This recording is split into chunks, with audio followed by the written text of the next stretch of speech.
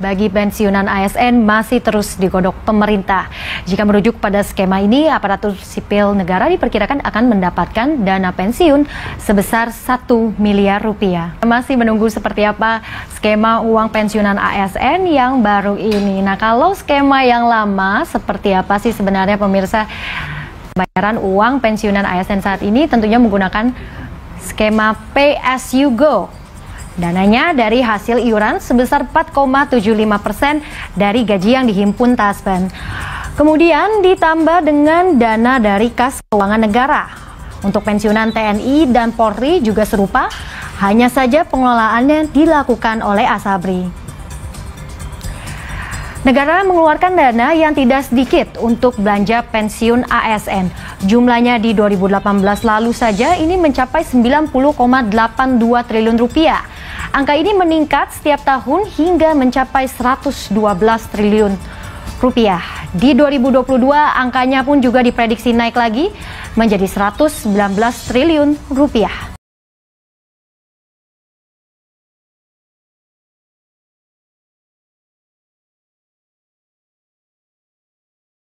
Saya mengingatkan agar PT Taspen berhati-hati dalam melakukan investasi.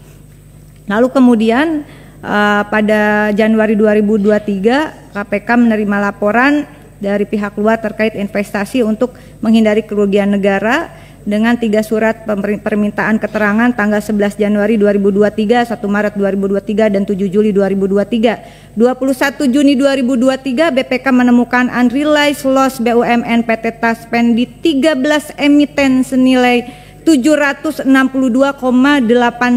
miliar.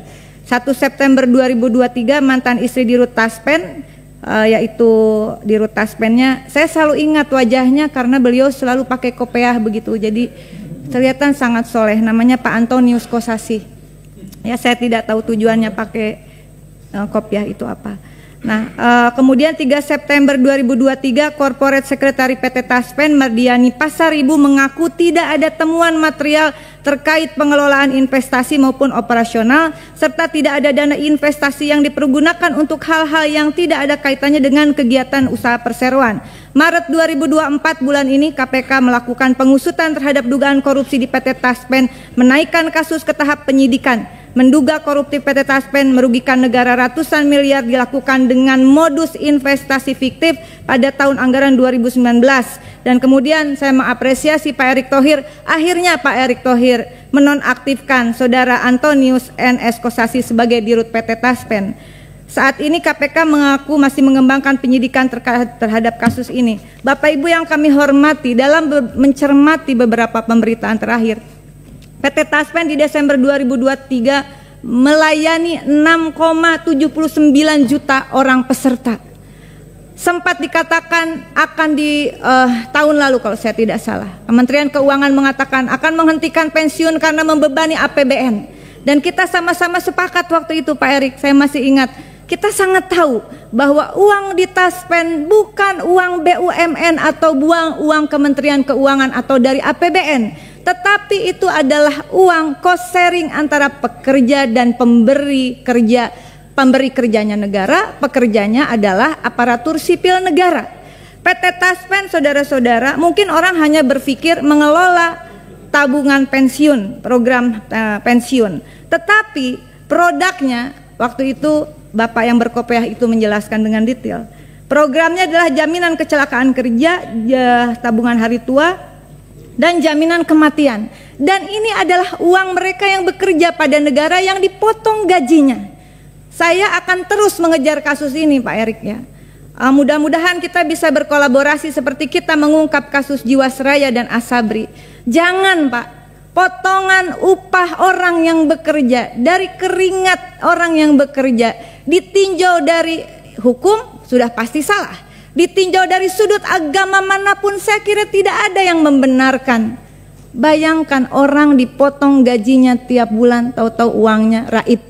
Bapak disampaikan tadi ada sekitar 762,82 miliar uang yang investasinya nggak jelas Pak.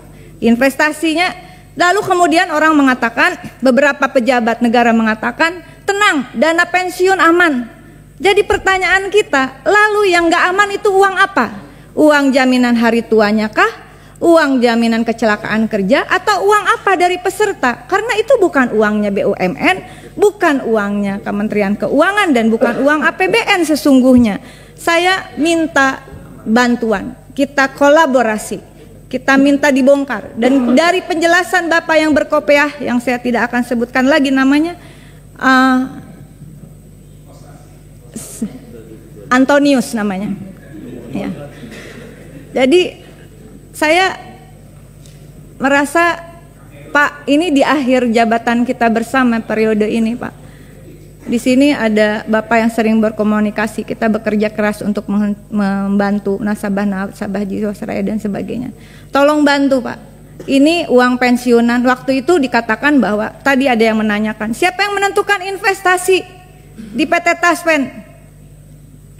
Bukan Menteri Keuangan, bukannya Kementerian BUMN, tapi Kementerian Keuangan yang menentukan. Oleh karena itu dalam kesempatan terbuka ini, karena saya juga sedang live, KPK kalau memang serius ditelusuri juga ke Kementerian Keuangan. Karena ketentuan investasi THT, tabungan hari tua berupa deposito, obligasi, saham, reksadana, penyertaan langsung dan properti. Koreksi jika saya salah Pak Menteri, tetapi saya kira di sini ada juga campur tangan dari Kementerian Keuangan untuk investasi mengenai program-program dalam jaminan sosial. Itu mengenai Taspen, Bapak mohon bantuannya. Apakah nanti jawaban tertulis saja Bapak? Jangan Pak, kita jangan. Udahlah, kita semua yang ada di sini, kalau kami mungkin insya Allah, ya insya Allah kita dilantik lagi karena hasil penghitungan KPU yang terpilih itu akan dilantik lagi. Tapi di jajaran BUMN belum tentu loh, ya siapapun belum tentu. Ini kesempatan kita, ini bulan Ramadan, yolah kita ibadah Pak, bongkar Pak.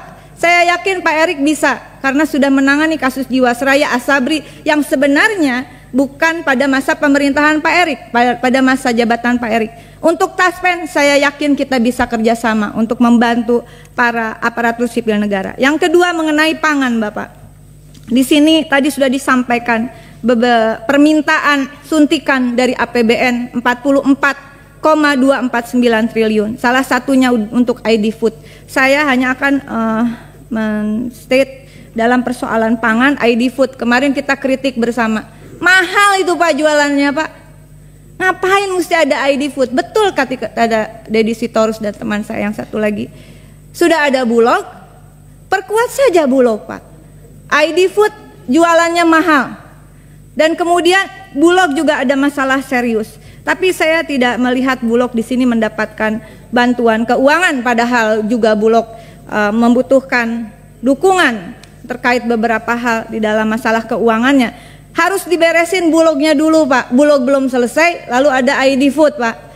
Di Bulog itu Bapak ada rumah pangan. Rumah pangan itu bermitra dengan masyarakat. Ada sistem yang baru saja berubah saya kira ya, setelah pergantian dirut yang baru ini kalau saya tidak salah. Saya mendapatkan laporan dari mitranya rumah pangan kita. Bagaimana pangan itu sekarang mereka kalau membeli sebagai distributor masyarakat, harga kuotanya sangat dibatasi dan harus ditambah beras, ini khusus untuk beras Pak.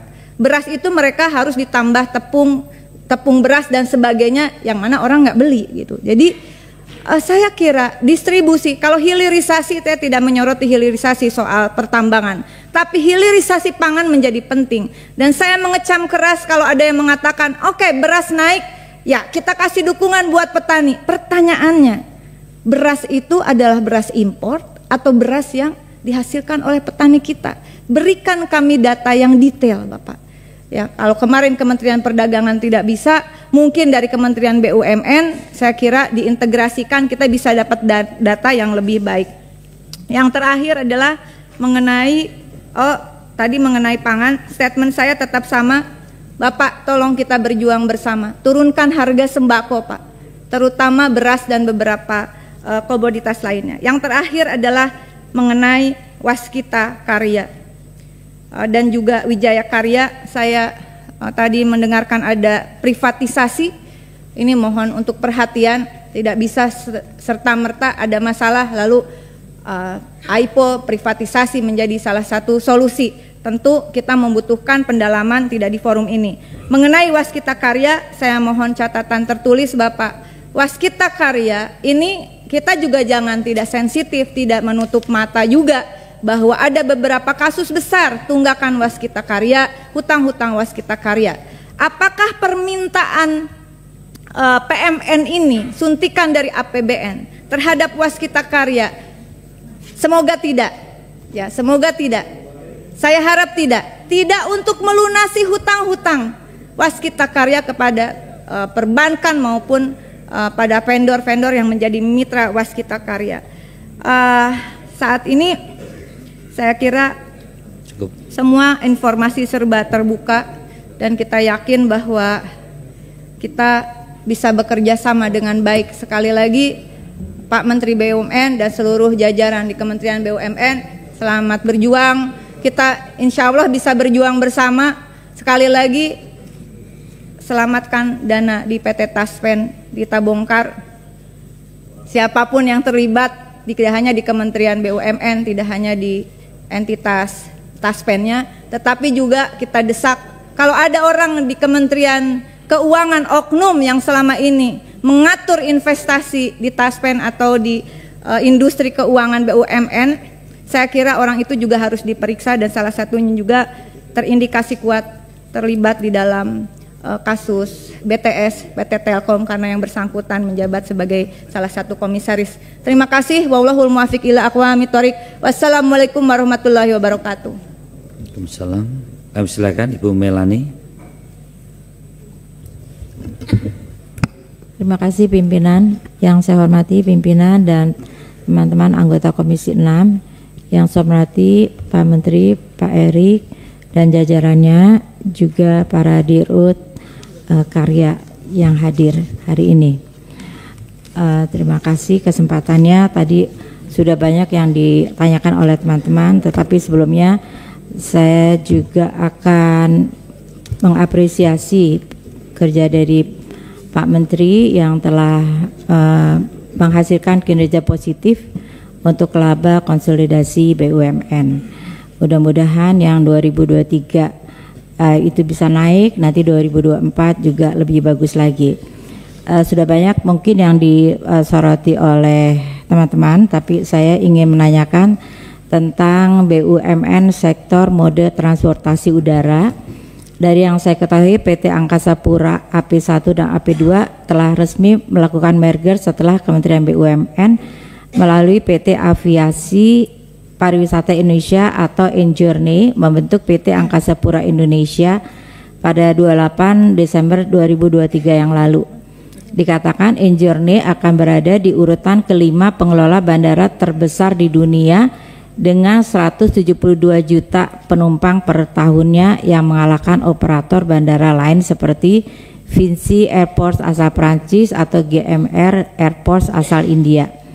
Dengan telah dilakukan merger tersebut, dari perspektif Kementerian BUMN, seberapa jauh strategi ini akan membuat pengelolaan bandara menjadi lebih efektif dan efisien, termasuk dalam peningkatan kualitas pengelolaan dan pelayanan di bandara. Apakah ada parameter khusus untuk mengukur peningkatan efisiensi tersebut ke depannya? Dan juga pasca dilakukan merger ini lebih khusus lagi, bagaimana manfaat langsung yang akan dirasakan oleh masyarakat pengguna bandara, misalnya untuk menghadapi musim mudik atau peak season pada saat arus mudik dan arus balik Idul Fitri 2024 ini. Apa konkretnya peningkatan kualitas layanan dan juga efisiensi pengelolaan bandara yang diharapkan yang akan dirasakan oleh masyarakat, dan bagaimana merger ini akan berpengaruh terhadap peningkatan kinerja keuangan perseroan ke depannya, berapa potensi laba yang ditingkatkan ke depannya atas efisiensi yang akan dicapai. Masih terkait efisiensi, bagaimana pula ke depannya merger ini akan berdampak secara langsung dalam mengoptimalkan kinerja sektor logistik nasional, khususnya sektor pengangkutan udara. Sebab beberapa waktu yang lalu laporan dari World Bank diketahui bahwa indeks performa logistik kita sempat turun dari peringkat 46 ke urutan 63 tahun 2023 yang lalu, dengan Singapura yang ada di posisi pertama dan Jepang di peringkat ke-15.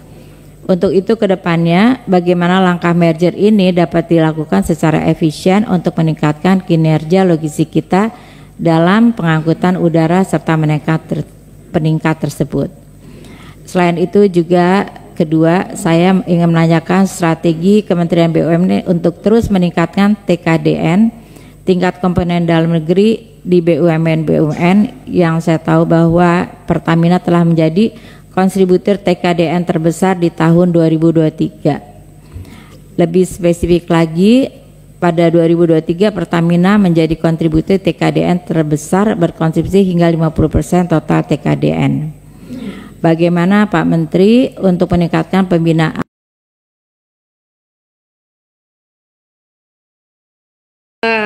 kali ini benar-benar terakhir. Ada investasi dari Asabri dan Taspen di Pegas atau PGN, ya Bapak dari PGN.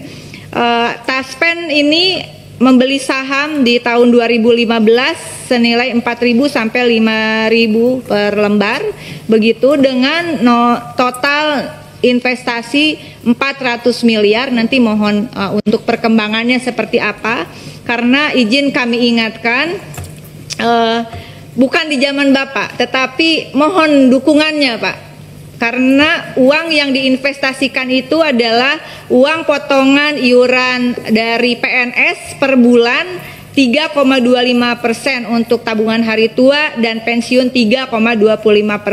Assalamualaikum warahmatullahi wabarakatuh. Salam sejahtera untuk kita semua. Om Swastiastu, Namo Buddhaya, Salam Kebajikan Rahayu. Yang kami hormati pimpinan dan anggota Komisi 6 DPR RI, yang kami hormati Direktur Utama PT Perusahaan Gas Negara, Direktur Utama PT Pertamina Hulu Energi beserta jajarannya. Terima kasih untuk pemaparannya, dan saya mulai juga dengan Asta Cita Pak Prabowo, Pak Andre. Ini Pak Andre bisa lihat di buku saya tuh paling depan adalah Asta Citanya Pak Prabowo. Jadi menurut saya pemilu sudah selesai, dan apapun sekarang presidennya Pak Prabowo Subianto, tentulah kita harus memberikan dukungan untuk hal-hal yang positif begitu. Asta Cita nomor 2 terkait swasembada energi, betul Bapak ya. Namun kemudian juga ada Asta Cita nomor 7 bahwa memperkuat reformasi politik, hukum dan birokrasi serta memperkuat pencegahan dan pemberantasan korupsi dan narkotika, kalau saya tidak salah begitu.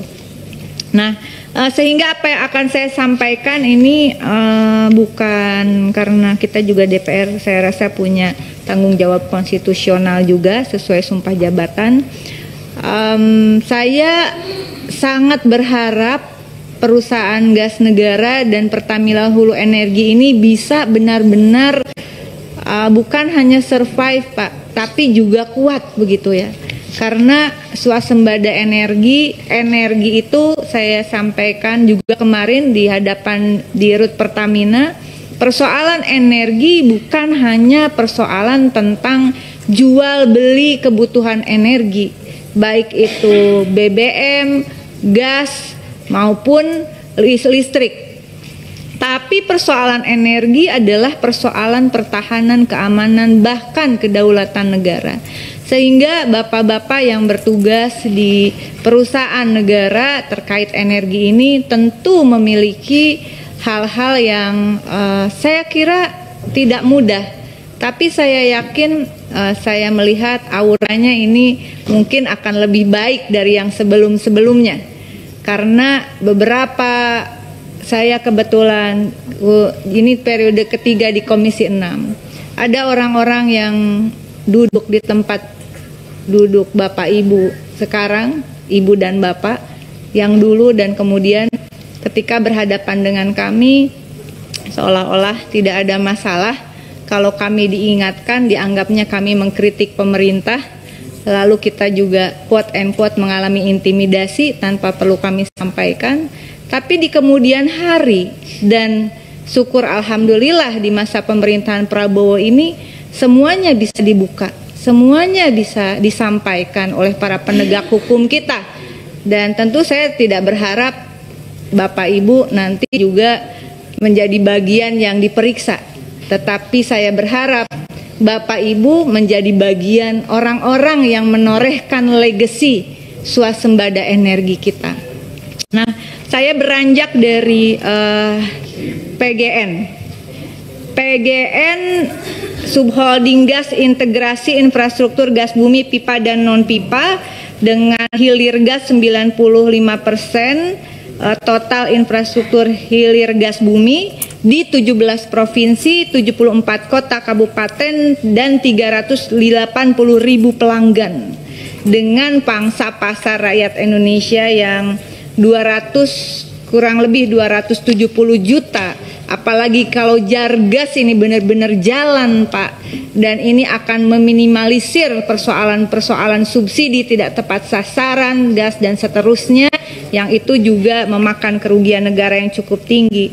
Dan di RPJPN 2025-2045, transformasi ekonomi, penerapan ekonomi hijau terdiri dari percepatan transisi energi, penerapan ekonomi sirkular, transportasi ramah lingkungan. PGN sebagai nasional gas agregator, saya sangat mendukung PGN sebagai nasional gas agregator menjadi mitra strategis pemerintah untuk swasembada energi dan penerapan ekonomi hijau. Sekali lagi ini mandat dari cita-cita Presiden Asta Cita nomor 2. Kemudian di sisi lain tentu hal-hal lain kami sangat mendukung Bapak, karena 2023 itu anggaran subsidi LPG sampai di 117,85 triliun, dan kemudian Indonesia juga merupakan eksportir LNG terbesar di dunia.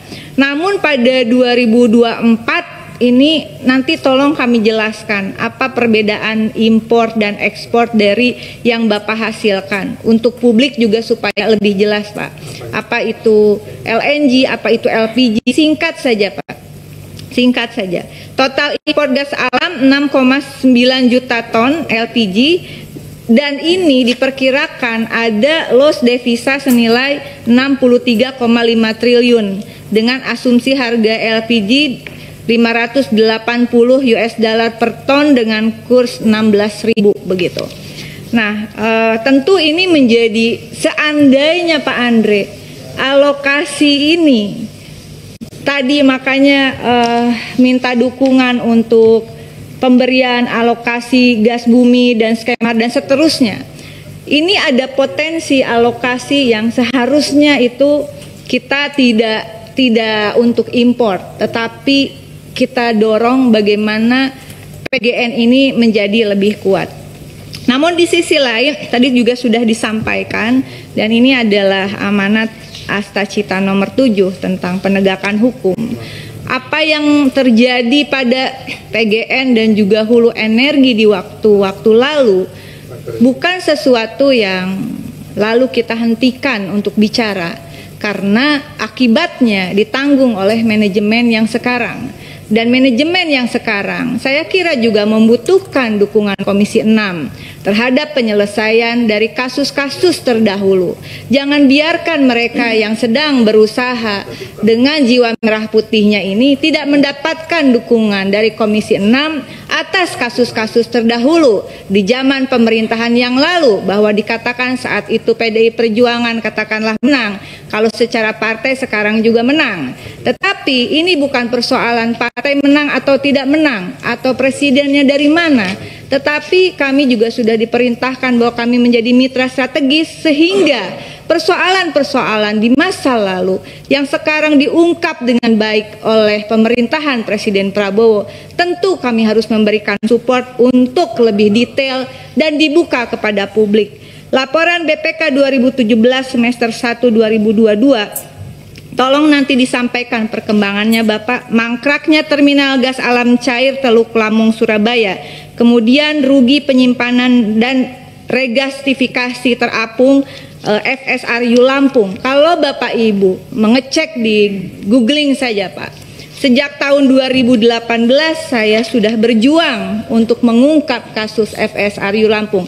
Rike Dia Pitaloka FSRU Lampung 2018. Ini ada kesalahan strategi manajemen di hulu Saka Energi yang membeli blok migas 2013-2015 dengan kerugian rata-rata 50 juta US dollar dalam 5 tahun.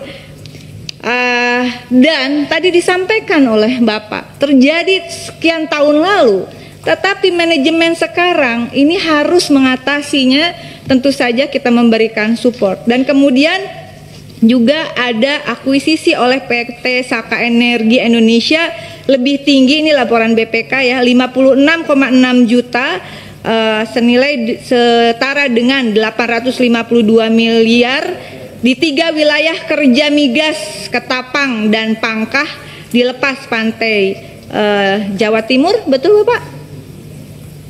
Kemudian Fasken Texas US tadi sudah disampaikan oleh Bapak, ini kesalahan manajemen yang lama, tetapi manajemen yang sekarang saya kira juga tidak akan lepas tangan, dan pimpinan dan Komisi 6 DPR RI mereka sedang berjuang untuk bertahan dengan keadaan keuangan yang juga digandoli atau terbebani oleh kasus-kasus lama. NPV dari hasil perhitungan LAPI IPB untuk blok Ketapang 10 juta US dollar di bawah harga beli 87 US dollar begitu, dengan nilai harga pembelian itu 40,5 juta. Ini ada kemahalan senilai 30,5 US dollar. Kemudian Pangkah harga pembelian ini kelebihan 11,28 juta US dollar, dan Fasken 14,88 juta US dollar menurut BPK. Satu lagi tentang Ganfor. Ganfor ini juga Bapak Mas Andre, saya kira butuh dukungan. Agak yang dari awal saya mencermati kasus Ganfor ini, ada kerjasama antara PGN dengan Ganfor. Saya nggak tahu itu. Dulu tuh Haryo kalau duduk di situ macam orang bener aja, sorry ya bulan puasa nih. Astagfirullahaladzim. Ya. Tapi bagaimana bisa ada substansi kontrak yang mempertaruhkan bukan hanya perusahaan negara, tapi mempertaruhkan negara begitu? Tidak bisa suplai kargo PGN, betul Pak? PGN yang harus, dan mereka belum bayar dong ke kita. Izin ya langsung. Izin langsung ya. Karena ini penting menurut saya, potensi kerugiannya 22,4 triliun begitu. Mungkin yang pertanyaan Teh Rike ini Pak Koko bisa dijawab, karena memang ini salah satu yang menjadi beban kita, beban negara lah itu. Ya, silakan Pak. Saya langsung aja khusus Ganfor Pak ya. Ya. Update sampai hari ini Ganfor sudah nge-file arbitrase, mereka sudah request for arbitration, dan kita sekarang menyiapkan statement of defense. Jadi kami sudah menunjuk lawyer yang cukup gigih, cukup berani untuk Ganfor. Sebelumnya lawyer yang agak kurang berani lah. Nah, kondisinya sekarang ini boleh dibilang terelevate sedikit posisi PGN, karena waktu 2024 ini kita ada kewajiban kan ngirim 7 kargo. Nah, 7 kargo, untuk kargo pertama, kargo kedua memang kita gagal kirim. Tapi once kita punya kargo ketiga, keempat, kelima untuk bisa ngirim, mereka malah menolak, tidak mau menerima dengan alasan mereka sudah procure sendiri, sudah melakukan pengadaan LNG sendiri. Dan konsultasi kita dengan lawyer kita bahwa sebetulnya syarat perjanjian antara PGN dengan Ganfor ini adalah mereka beli dari kita dan mereka harus menunjukkan buyersnya mereka. Buyersnya mereka itu menunjukkannya ya dengan adanya sales purchase agreement antara Ganfor dengan buyersnya, karena mereka kan trader juga. Nah, sampai sekarang memang mereka belum bisa menunjukkan, dan spesifik tempat yang harus di deliver to LNG adalah di Jepang. Tapi mereka ini kemarin baru kirim macam-macam, ada di Cina, ada di Korea, ada di Jepang, dan ini yang malah menguatkan posisi kita. Masih 50-50. Nah, tadi Ibu Rike bilang ruginya 22 triliun. Itu kalau kita melakukan willful misconduct. Willful misconduct itu artinya kita mengabaikan sama sekali kontrak antara Ganfor dengan PGN. Artinya PGN tidak ada upaya sama sekali untuk mencari. Sekarang izin pimpinan, berapa kira-kira kerugian? Mereka baru ngeklaim sekarang ini terakhir 74 juta US dollar. 1 T lah. Tapi belum selesai Bu ya prosesnya ya. Nah ini yang akan kita terus update day by day ke komisaris, ke kita semua.